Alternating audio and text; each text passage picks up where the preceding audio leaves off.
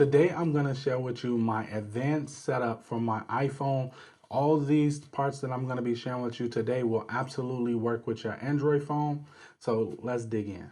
How's it going? Digital DIY Geek here, and welcome back. Today I'm going to be sharing with you my iPhone setup tech. So if all I had was my iPhone and that's 100% what I relied on, I'm going to share with you exactly the items that I actually did go out and buy when I didn't have a good camera and how it's still relevant today. All right, so we're going to break this up just like we would do with a normal camera. We're going to talk about our image quality, we're going to talk about our audio, and we're going to talk about stabilization. Okay, so starting off with just simple video. So what phone am I rocking? This is the iPhone 14 Pro Max. I'm not one of those people that get a new phone every year. I usually get my iPhone and keep it for at least the next 2 years. So the phone before this was the iPhone 11 Pro Max, which was also pretty good at the time that I had it. So don't think you have to run out and go get the latest, greatest, because you don't. So I'm rocking the iPhone Pro Max. I have a moment case on here. The reason why I have a moment case on here is because it makes it easy to detach and reattach my lenses. Now, the lenses that I'm using is I have the Moment 60, which is the tele. This is what I would use if I was trying to get some B-roll. I have the 18 millimeter, which is honestly, this is the one, 9 times out of 10, this is the one that's on my camera the most out of all of them.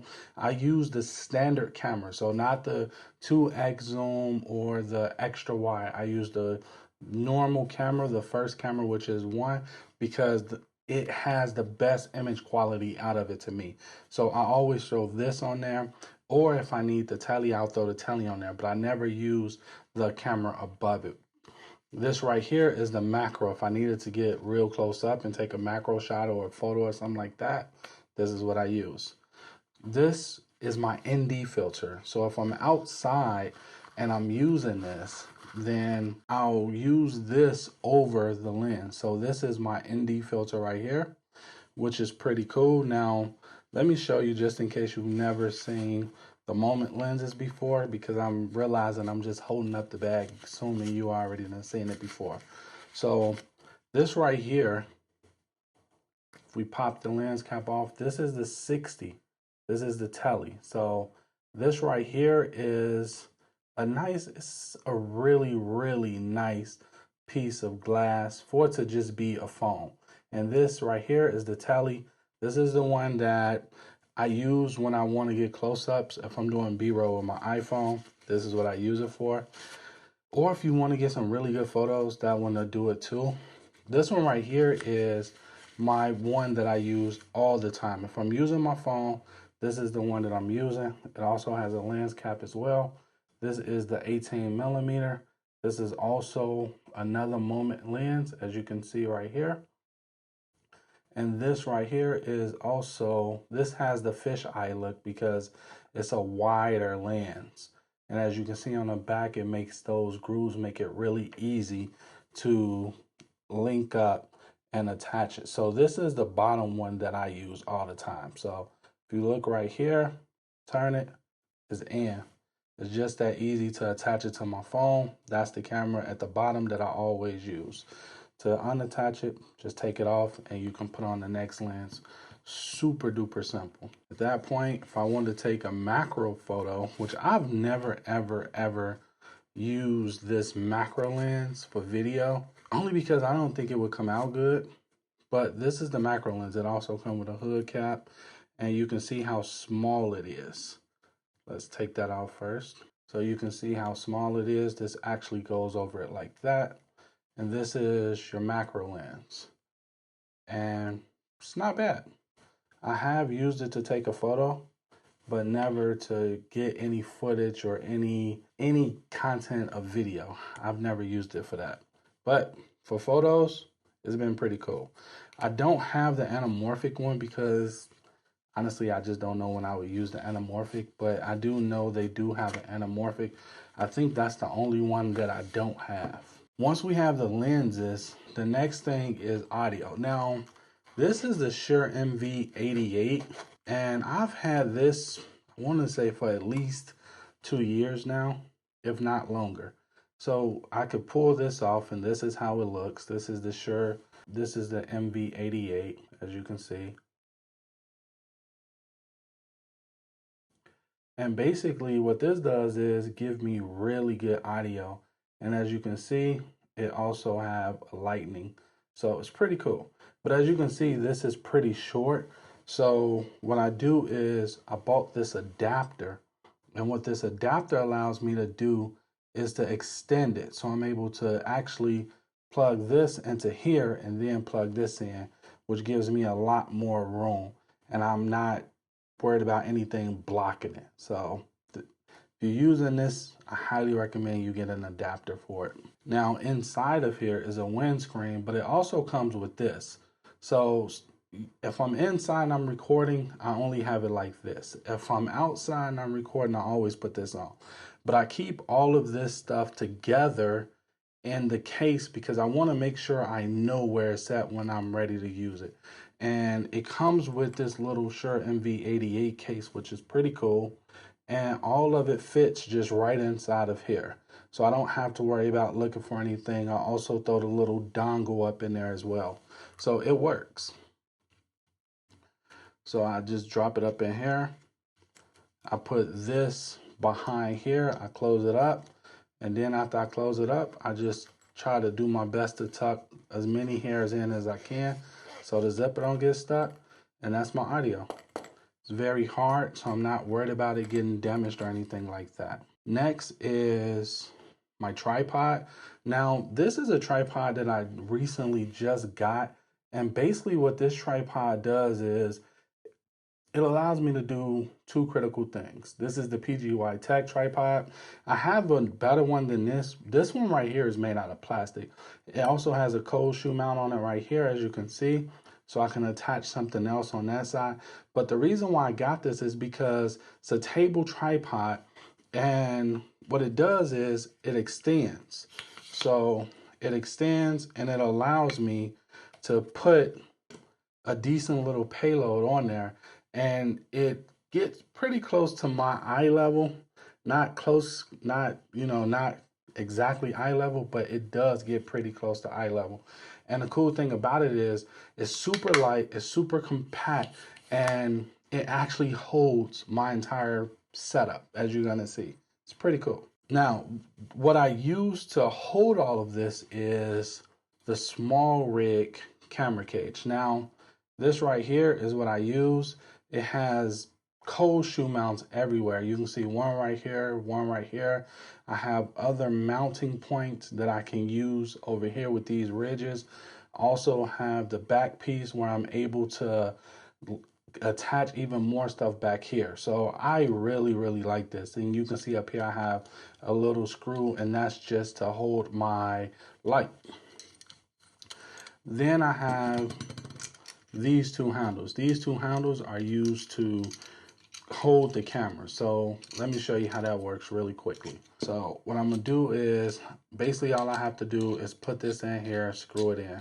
Super duper easy. So basically once it's in there, I could tighten this up using the Allen wrenches that's right here. But honestly, I never tighten it up because I want it to be quick and easy to take down. And as you can see, this is how it looks. It's pretty cool.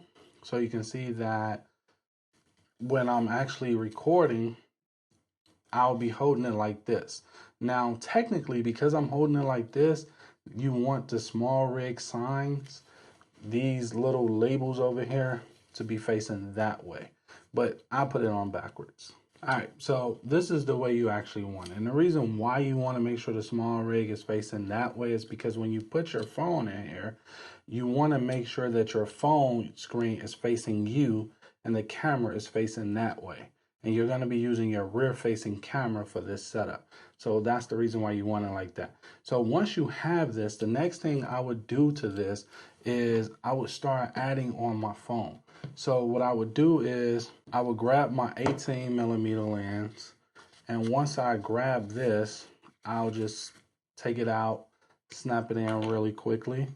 And the cool thing about it is you have a line on here. I don't know if you can see that, but you have a line at the top that shows you how to line it up super easy and make it super simple for you to be able to put it on. So that's how that works.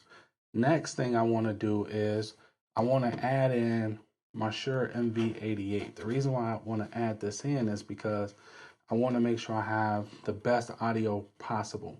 So I'm going to put this in here, snap it in, and then all I have to do is make sure this is facing backwards because this is going to be our setup. We want the microphone facing that way, and we want the lens facing that way. So when we put it in our cage, what I'm going to do is I'm going to hold it by the handle because I want to make sure my microphone clears the cage. And then after I do that, what I want to do is I want to set it like so. Now, once I have it positioned just the way I want it, then I could take this and I could just screw it down. So that's going to be perfect just like that. Once that's done, now I have my setup ready. So the next thing I want to do is I want to add my light. Now, the light that I'm using is a little bit expensive, but this is the light I prefer.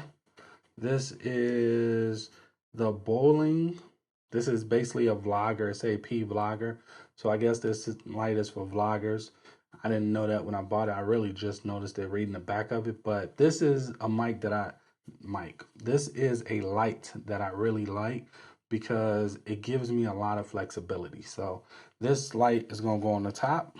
And what I'm going to do is I'm going to open this up like so. And all I gotta do is swivel this around. And if you want to see the name of it, is right there. Swivel it around. This is the same light that's in my what's in my camera bag. If you haven't seen that video, I'll link it up below. Now all I want to do is just swivel it on. Okay, now once I got it on, this is how my setup look. Now it's time for me to mount it on here because it's just getting unwieldy. It's getting pretty heavy. So I'm gonna lay it down really quickly. I like to adjust this before I put it on there. So I like to make this straight as possible. Then I like to pull this out. And what I'm gonna do is I'm gonna put it about right there so you can see it. Normally I would have it fully extended. I'm gonna lock it in, make sure it's nice and tight. The ball head can't move. Now what I'll do is I will just simply screw it in the bottom. Now that it's in there, and open up these legs, and now I can set it down. So as you can see, it holds it no problem. Now, once this is done, all I'm doing is going into the app. I'm literally going into the Shure MV88 app and making sure I tweak my audio to make sure it sounds good. I'm making sure my audio, which is right here, sound good. I'm making sure that my lens is correctly. I'm making sure that my settings is correct inside of the Filmic Pro app. If you don't like Filmic Pro, because I know a lot of people are upset with Filmic Pro for going subscription. So if you don't like Filmic Pro, you got Filmic Pro Legacy, then you can still do it. And I just make sure my settings is good.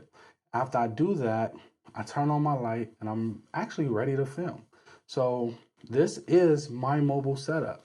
Now, it's not an inexpensive setup by far, but I had it like this because at the time when I bought this stuff, I didn't have an expensive camera. This was all I had. I bought the camera lenses. I literally bought all this stuff when I didn't have a really expensive camera and I was trying to get the most up out my camera. Now, a few other notable things that I have that I keep with me when I'm just taking this setup right here is I have a moment. Now, this is a magnet, meaning if I'm using this, I'm going for super light, super compact, and the only thing I have on there is my phone. And this right here, the cool part about it is this attached.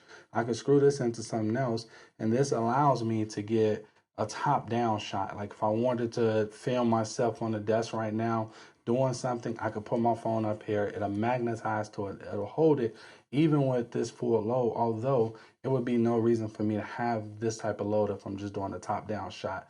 I would use the normal cameras that's in there, unless I want to take this up pretty high to get the amount of distance I would need to be able to use a lens. So I do use this. This comes in clutch.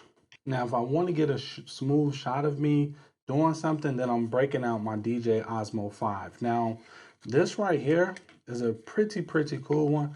And I like it because it has this, which easily allows me to touch it to my phone. And then it magnetizes to there and it's super duper strong. So I'm breaking this out if I want to get a smooth shot of B-roll or something like that.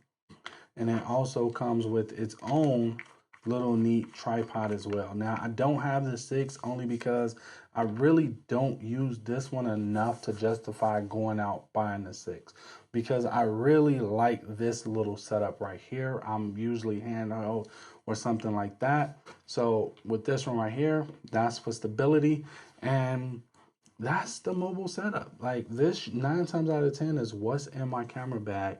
If I don't have my camera up in there, I'm going light and I just want my phone and I want to maximize my phone and everything it has to offer. This is going to be my setup. Now, I used to have this up in here, and this right here, this little piece right here is to my small rig. Can you believe I actually spent $50 on this Manfrotto phone clip? And honestly, it's nothing special.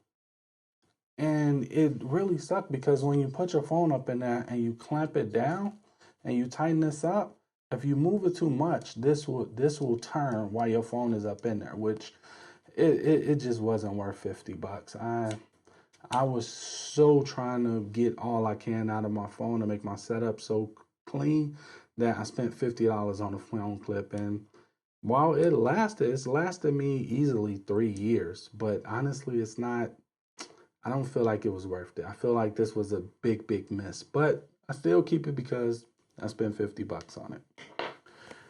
And that's pretty much all the setup. This is literally everything that I take with me. I have this complete setup right here.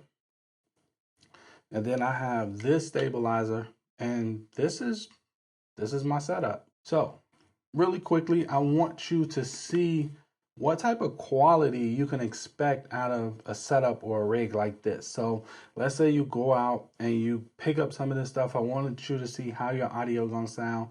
I also want you to see how your camera gonna look if you grab the Moment app. And I want you to see, what you can expect. And you be the judge. You tell me if it was worth it or not. All the links for all this stuff will be in the description below. I am an affiliate. So if you feel like it wasn't valuable enough, make sure you just go direct or something like that. But the links below will be affiliate links. With that being said, let's switch over to me recording myself with this specific setup. All right, so this is what you can expect from this setup. Now, really quickly, before I dive into this, I want to tell you a few critical things that I have going on with this setup that makes my life a lot easier. The first thing above all is a Filmic remote app. Now, I'm able to stop and start recording from my watch, but more importantly, I'm able to see how I look, how I am in frame. Now, when I didn't have my watch, or if I didn't, let's say I forgot my watch at home, the way I set it up is the way I would do a real camera. I literally make sure I'm sitting directly center to the lens, which means if I'm sitting directly center to the lens, then I'm in focus and I don't have to worry about being out of focus or anything like that.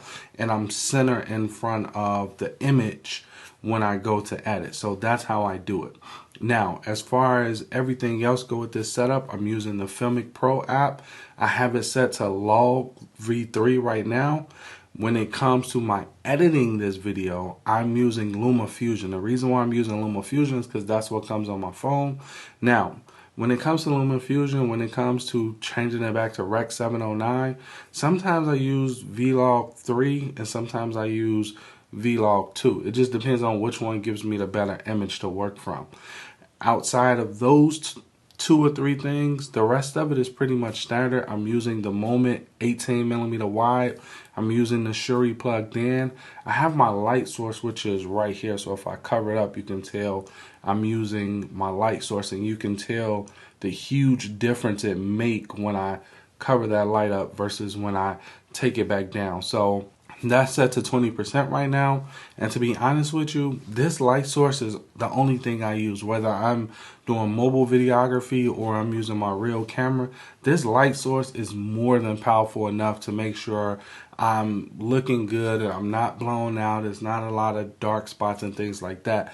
Now, realistically, I should have had something to light the background, but to be honest with you, I didn't want to use my overall light up here because I really wanted you to get to see what you can expect from a setup like this. So if you enjoyed this video, give me a thumbs up. If you have any questions, let me know below. If you have a favorite accessory that I didn't mention, make sure you let me know that below as well. You'll find all the links in the description below. And with that being said, I hope you enjoyed this video. Till next time. Later.